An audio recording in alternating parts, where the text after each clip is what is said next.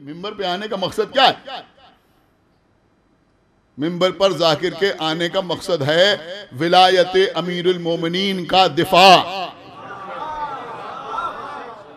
ये मामूली जगह नहीं है। माशाअल्लाह यहाँ शोरा भी बैठे हुए हैं, जाकिरीन भी बैठे हुए हैं। मैं कोई तबलीग या कोई नसीहत नहीं कर रहा हूं, लेकिन मैं हाथ जोड़ के आपकी खिदमत में अर्ज कर रहा हूं कि अपनी अहमियत को समझिए। खुदा के लिए अपने को डिग्रेड ना कीजिए, डिग्रेड ना कीजिए। अगर आप आले मोहम्मद की मदह कर रहे हैं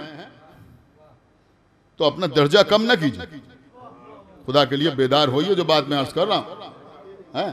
अगर अल्लाह ने आपको आवाज दी है और इस आवाज के जरिए से आपने आले मोहम्मद की मदह की है, तो अब इस आवाज को किसी और की मदो सना में इस्तेमाल ना कीजिए।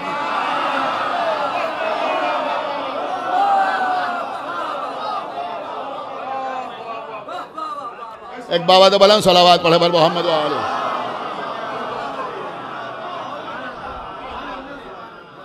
गौर किया? अब इनके लिए उनके लिए कोई फर्द वाहिद मेरी नजर में नहीं है। मेरी बात समझे, मैं एक उसूली बात आपकी खिदमत में अर्ज कर रहा हूं कि अपने को डिग्रेड ना कीजिए, अपनी अहमियत समझिए। आप क्या हैं? और यही मसला जाकिरीन के लिए भी। बेटा तुम भी सुनो। हाँ, ये बच्चा है, एक सलावात पढ़े पर मोहम्मद, बेहतरीन जबरदस्त मजलिस से पढ़ता है, तो जरवल से ताल्लुक रखता है। एक सलावात पढ़े पर मोहम्मद। तो यही मसला जाकिरीन के लिए भी है कि भाई आप अपना फन खिताबत अगर आले मोहम्मद के लिए इस्तेमाल करते हैं तो अब किसी और स्टेज पर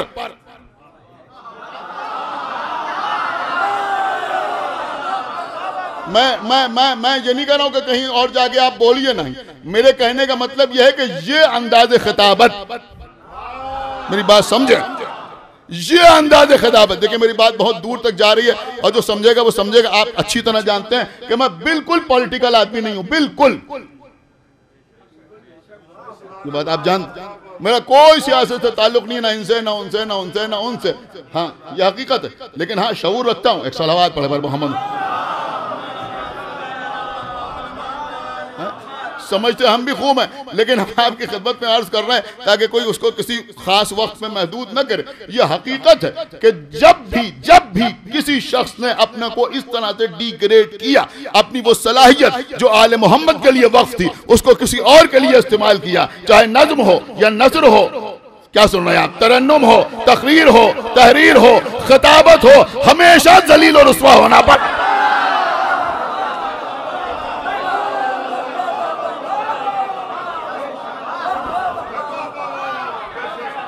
एक बाबा तो बोला सलावात पढ़े पर मोहम्मद वाले।